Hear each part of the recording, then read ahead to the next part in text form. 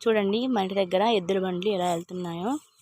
ఇదిగోండి కోళ్ళు కూడా ఇల్లంతా గలీజ్ చేసేస్తున్నాయి ఎద్దుల బండ్లు. ఎప్పుడైనా చూసారండి ఎద్దుల బండ్లు అలా ఉంటాయి. ఇప్పుడు మనం ప్రాసెస్లోకి వెళ్ళిపోదాం. ఇది బంతి మొక్క అండి. నేను ఒక కొమ్మ తెచ్చి వేశాను, ఇలాగా గ్రో అయిందనమాట. ఈ చెట్టు ఎంత పెద్ద గ్రో అయిందో మనం ఇప్పుడు చూసుకుందాం. ఆ చిన్న చెట్టు ఇంత కొంచెం కొంచెం పొడుగు వచ్చేసిందండి, కొంచెం గ్రో అయింది. కొన్ని రోజుల తర్వాత ఈ చెట్టు అనేది ఇలా వచ్చేసింది, చాలా పెద్దగా గ్రో అయిపోయింది అనమాట.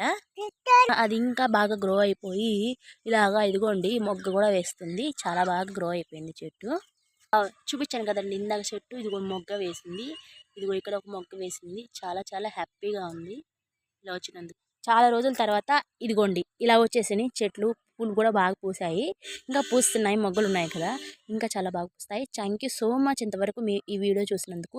ఈ వీడియో నచ్చితేనే కదా మీరు ఇంతవరకు చూసింది. చాలా చాలా ధన్యవాదాలు. చాలా చాలా సబ్స్క్రైబ్ చేసుకోండి ప్లీజ్ అండి, సబ్స్క్రైబ్ చేసుకోండి, మరియు లైక్ చేయండి, షేర్ చేయండి, సబ్స్క్రైబ్ చేసుకోండి please. Thank you so much.